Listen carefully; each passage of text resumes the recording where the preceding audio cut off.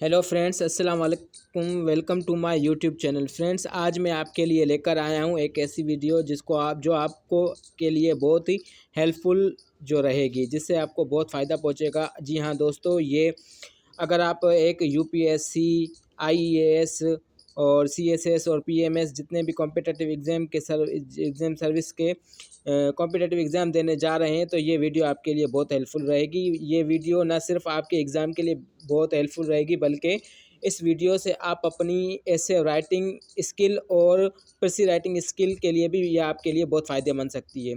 क्योंकि आज मैं आपके लिए लेकर आया हूँ कंजक्शन का एक पार्ट है, कंजक्शन की एक ब्रांच है जिसको हम कोरिलेटिव कंजक्शन बोलते हैं। और ये कोरिलेटिव कंजक्शन कहाँ पे इनका इस्तेमाल होता है, आज हम इनको सीखेंगे। आज इनका हम इस्तेमाल सीखेंगे कि और ये इनका सही सही इस्तेमाल कहाँ पर होता है। क्योंकि काफ़ी स्टूडेंट, काफ़ी कैंडिडेट्स गलती कर बैठते हैं कि उनको इनका पता नहीं होता आइदर और नीदर जो है वो कहाँ लगा रहे हैं, जबकि इनका सही तरीका कहाँ पर होता है, इसको कैसे यूज़ करना होता है।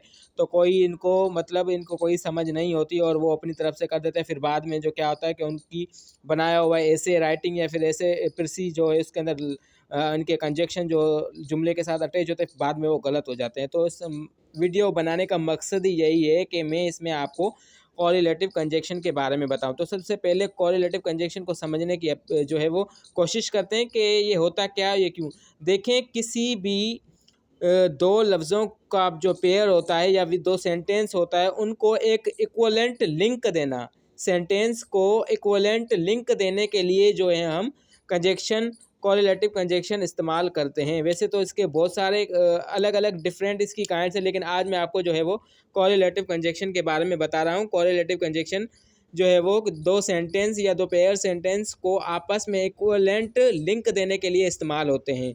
अब इसका एक इस्तेमाल ये होता है कि जब भी किसी सेंटेंस को बनाने लगे हो, तो आपको इस चीज़ का ख्याल रखना है कि कौन सा सिंगुलर लफ्ज़ पिलुलर सब्जेक्ट के साथ लग रहा है, कौन सा पिलुलर सब्जेक्ट सिंगुलर सब्जेक्ट के लग रहा है। जो सब्जेक्ट वर्ब के साथ क्लोज होगा तो वो वर्ब की डिटरमाइंस को जो है वो शो करेगा, यानी वो वर्ब के साथ मिलकर सिंगुलर वर्ब बनाएगा या फिर वर्ब के साथ मिलकर पिलुलर वर्ब बनाएगा। तो चलिए आज हम इसको जो है वो सीखने की कोशिश करते हैं। ये मैंने सामने आपके सामने कुछ रखे हैं, यहाँ देख सकते हैं। Correlative conjunction: both, and, either, nor, neither, nor, not only, but, also, so, as, and, whether, और।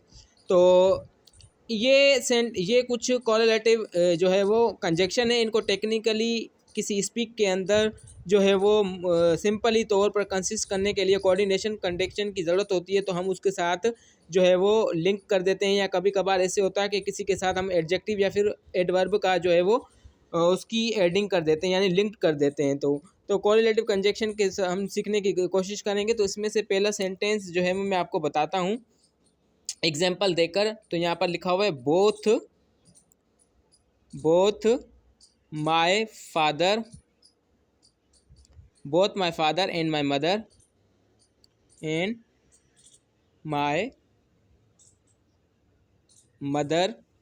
worked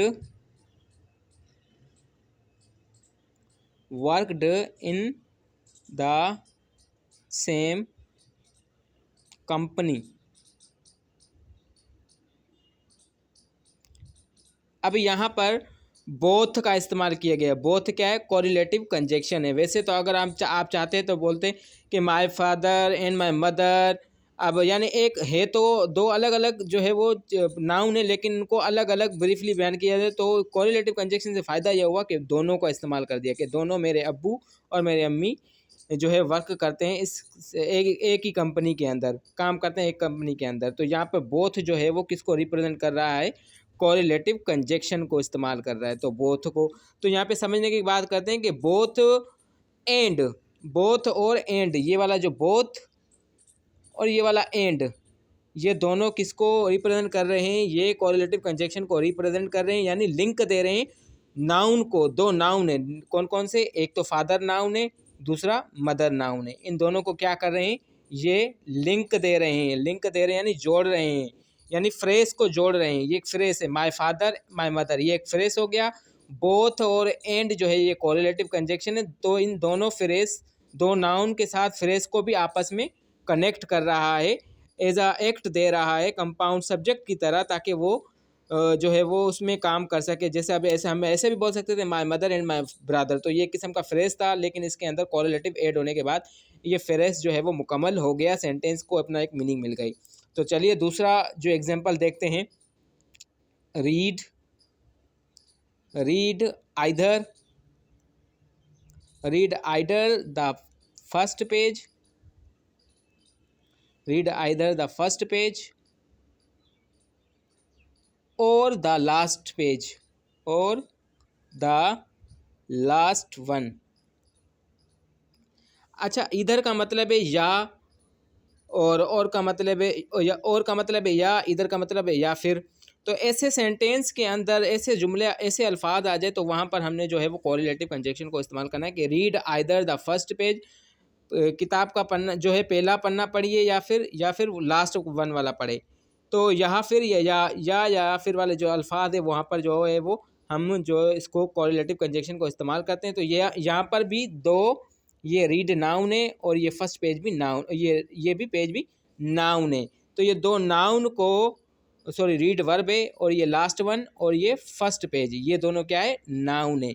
तो यहाँ पर भी ये नाउन को, नाउन वाले फ्रासिस को आपस में एक्ट करके दिखा रहा है, जैसे कि the first page the last page, इनको क्या कर रहा है, लिंक्स दे रहा है, जोड़ रहा है। तो कोरिलेटिव कंजक्शन का काम ये होता है कि किसी सेंटेंस या दो नाउन्स जो फ्रेज में हो उनको आपस में जोड़ना होता है।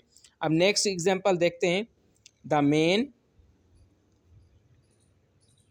Man was trying, the man was trying to decide whether to leave his family। ये मैं एग्जांपल लिख रहा हूँ ताकि आपको समझने में आसानी हो, वरना तो मैं आपको ऐसे भी समझा सकता था, लेकिन एग्जांपल के बगैर हम समझ नहीं सकते। और to stay back with him, with them. तो यहाँ पर भी आप देखेंगे कि यहाँ पर भी ये जो वेदर इस्तेमाल हुआ है, वेदर टू लीव, और अगर आप चाहें, ये कह रहा है कि आदमी ने फैसला करने की कोशिश कर दी है। अब वो चाहे तो जा सकता है अपनी फैमिली को छोड़कर, चाहे तो वापस आ सकता है उनके पास, चाहे या फिर वेदर और, ठीक है। तो इस तरह के सेंटेंस के अंदर इनको जो है वो इस्तेमाल करते हैं कोरिलेटिव कंजक्शन। यहाँ पर भी जो है वो कोरिलेटिव कंजक्शन, तो यहाँ पे इन्फिनिटिव फ्रासिस को जो है वो लिंक दिया गया है। यहाँ पर जो है वो फ्रास कौन से इस्तेमाल किए गए, the man was trying to decide, और टू लीव हिज फैमिली, और टू स्टे बैक। तो यहाँ पर जो ये दो फ्रेज हैं इसको हम बोलते हैं इन्फिनिटिव फ्रेज। कौन से, इन्फिनिटिव फ्रेज बोलते हैं हम इसको, इन्फिनिटिव फ्रेसिस है ये। तो ये कुछ सेंटेंस थे जो मैंने आप लोगों के साथ शेयर किए हैं। आई होप कि आपको कोरिलेटिव कंजक्शन के बारे में पता चल गया होगा। अगर आप इस चैनल पर नए हैं और तो हमारे चैनल को लाइक करें, सब्सक्राइब करें। हमें अपने चैनल पर आप लोगों की सपोर्ट है, और अपनी स्टडी पे जो है वो ध्यान लगा के स्टडी को पढ़ें, कंसिस्टेंसी बरकरार रखें, बुक पढ़ते रहिए। वो कहते हैं ना, इंग्लिश में एक कहावत है कि the more you learn the more you earn, जितना आप ज़्यादा हासिल करेंगे इल्म, उतना ज़्यादा आपको उसकी अच्छी अर्निंग भी होगी। तब तक के लिए दीजिए हमें इजाज़त। इंशाल्लाह हाज़िर होंगे एक नई वीडियो के साथ।